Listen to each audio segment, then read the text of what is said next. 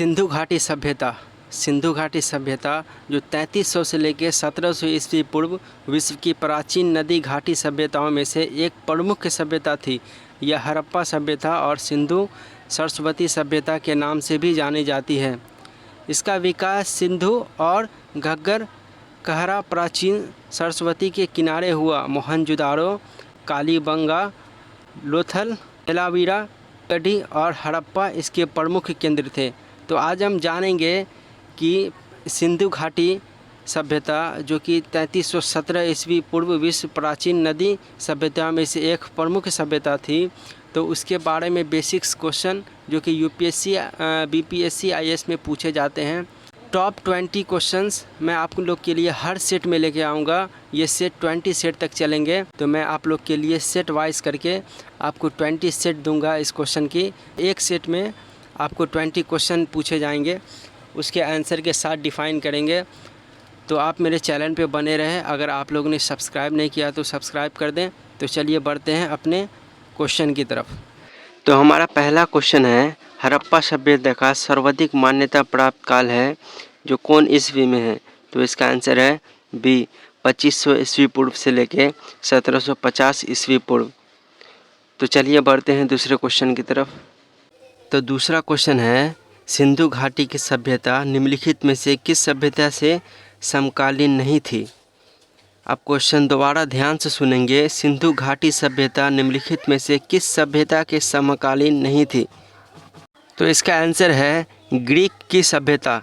Greek की सभ्यता वो सिंधु घाटी सभ्यता की सभ्यता के समकालीन नहीं थी।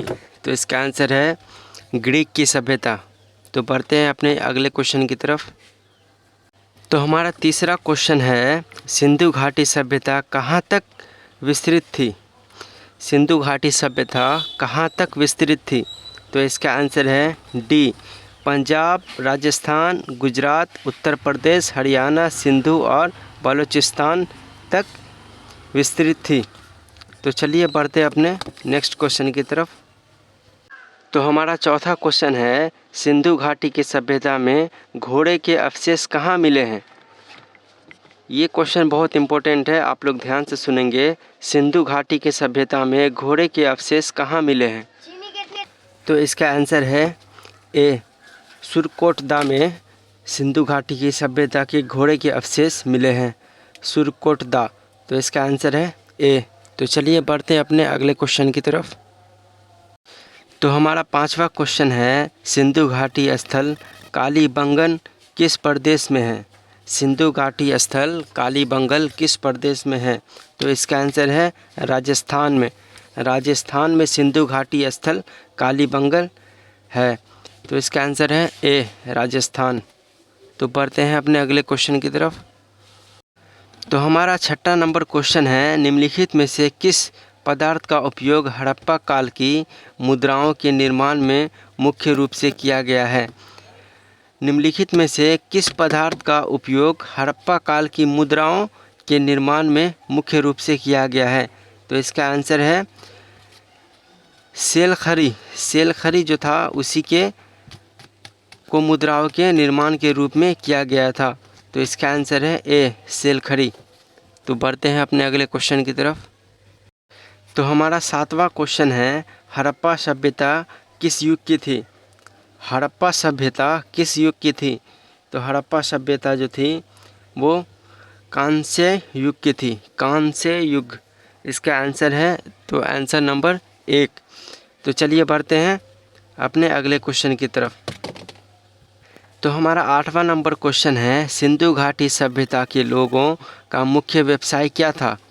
सिंधु घाटी सभ्यता के लोग जो वहाँ रहते थे उसका मुख्य व्यवसाय क्या था? तो आइए हम इसके बारे में जानते हैं कि सिंधु घाटी सभ्यता में जो लोग रहते थे वो व्यापार करते थे। तो उसकी व्यवसाय था व्यापार। तो इसका आंसर है ए, व्यापार। तो चलिए बढ़ते हैं अपने अगले क्वेश्चन की तरफ। तो हमारा 9वां क्वेश्चन है, हड़प्पा सभ्यता के निवासी थे कौन थे? हड़प्पा सभ्यता के निवासी। तो इसका आंसर है बी, शहरी। शहरी लोग जो थे हड़प्पा सभ्यता के निवासी थे। तो चलिए बढ़ते हैं अपने अगले क्वेश्चन की तरफ। तो क्वेश्चन नंबर 10 है कि सिंधु सभ्यता के घर जो बने थे किससे बनाए जाते थे। तो इसका आंसर है ए, ईंट से। सिंधु सभ्यता के घर ईंट से बने जाते थे। तो चलिए बढ़ते हैं अपने अगले क्वेश्चन की तरफ।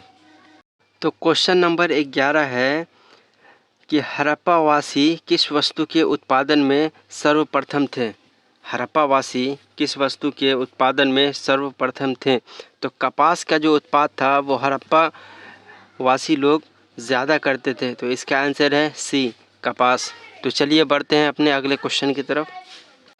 तो 12वां क्वेश्चन ये है कि निम्नलिखित विद्वानों में से हड़प्पा सभ्यता का सर्वप्रथम खोजकर्ता कौन था। जो खोज किया था हड़प्पा सभ्यता का वो कौन था। तो इसका आंसर है डी, दयाराम साहनी। दयाराम साहनी इसका आंसर है। तो चलिए बढ़ते हैं अपने अगले क्वेश्चन की तरफ। तो क्वेश्चन नंबर 13 है सिंधु सभ्यता का पतन नगर यानी कि बंदरगाह कौन सा था। तो सिंधु घाटी सभ्यता का बंदरगाह लोथल था। तो इसका आंसर होगा बी, लोथल। लोथल था बंदरगाह सिंधु सभ्यता के लोगों का। तो चलिए बढ़ते हैं अपने अगले क्वेश्चन की तरफ। तो क्वेश्चन नंबर 14 है कि पैमानों की खोज ने यह सिद्ध कर दिया कि सिंधु घाटी के लोग माप और तेल से परिचित थे। यह खोज कहाँ पर हुई थी। तो इसका आंसर है डी, लोथल। लोथल में जो तेल की परिचित खोज की गई थी। तो चलिए बढ़ते हैं अपने अगले क्वेश्चन की तरफ। तो हमारा 15वां क्वेश्चन ये है कि हड़प्पा कालीन समाज किन वर्गों में विभक्त था। किन वर्गों में विभक्त था। तो इसका आंसर है विद्वान, योद्धा, व्यापारी और श्रमिक इसी में विभक्त था। तो इसका आंसर होगा बी। तो चलिए बढ़ते हैं अपने अगले क्वेश्चन की तरफ। तो हमारा 16वां नंबर क्वेश्चन है कि सिंधु सभ्यता का सर्वाधिक उपयुक्त नाम क्या था। ये बहुत इम्पोर्टेंट क्वेश्चन है, आप लोग ध्यान से सुनेंगे। सिंधु सभ्यता का सर्वाधिक उपयुक्त नाम क्या था। तो इसका आंसर है हड़प्पा सभ्यता। तो इसका आंसर होगा ए। तो चलिए बढ़ते हैं अपने नेक्स्ट क्वेश्चन की तरफ। तो हमारा 17वां क्वेश्चन है निम्न में से कौन से लक्षण सभ्यता के लोगों का सही चित्र करता था। एक, उनके विशाल महल और मंदिर होते थे। 2, वो देवियों और देवताओं दोनों को पूजा करते थे। 3 नंबर है वो युद्ध में घोड़े द्वारा खींचे जाने वाले रथों का प्रयोग करते थे। नीचे दिए गए कुट का प्रयोग करते। सही कथन को चुनिए। तो इसका आंसर हम आप लोग को बता दें। इसका आंसर है ए, 2 नंबर जो है वो देवियों और देवताओं को पूजा करते थे। तो क्वेश्चन नंबर 17 का आंसर है ए, 2। तो चलिए बढ़ते हैं अपने अगले क्वेश्चन की तरफ। तो हमारा 18वां क्वेश्चन है कि हड़प्पा सभ्यता की खोज किस वर्ष में हुई थी। ये बहुत इम्पोर्टेंट क्वेश्चन है और VVI क्वेश्चन है। तो आप लोग इसे ध्यान से सुनेंगे और ध्यान से पढ़ेंगे कि हड़प्पा सभ्यता की खोज किस वर्ष में हुई थी। तो इसका आंसर है डी, 1921 ईस्वी में हड़प्पा सभ्यता की खोज हुई थी। तो चलिए बढ़ते हैं अपने अगले क्वेश्चन की तरफ। तो हम बढ़ते हैं अपने 19वें क्वेश्चन की तरफ। 19वां क्वेश्चन है हड़प्पा सभ्यता के बारे में कौन सी उक्ति सही है। आप लोग इसे ध्यान से देखेंगे कि हड़प्पा सभ्यता के बारे में उन्होंने पशुपति का सम्मान करना आरंभ किया। उन्होंने पशुपति का सम्मान करना आरंभ किया हड़प्पा सभ्यता वाले के लोगों ने। तो इसका आंसर है सी। तो चलिए बढ़ते हैं अपने अगले क्वेश्चन की तरफ। तो बढ़ते हैं अपने लास्ट क्वेश्चन की तरफ जो कि 20वां क्वेश्चन है। इस सेट का सबसे लास्ट क्वेश्चन है कि हड़प्पा के लोगों की सामाजिक पद्धति क्या थी। हड़प्पा के लोगों की सामाजिक पद्धति क्या थी। तो उसकी सामाजिक पद्धति उचित समतावादी थी। उचित समतावादी इसकी सामाजिक पद्धति थी। तो इसका आंसर है ए। तो उम्मीद करते हुए कि आप लोग को ये सीरीज़ अच्छी लगी होगी। तो आप लोग इस चैनल को सब्सक्राइब करें, लाइक करें एंड शेयर भी कर सकते हैं अपने दोस्तों में, क्योंकि ये बहुत इंपॉर्टेंट सीरीज़ और सेट चलने वाली है। अभी 20 सेट तक चलेंगे। तो चलिए मिलते हैं अगले वीडियो में। तब तक के लिए बाय।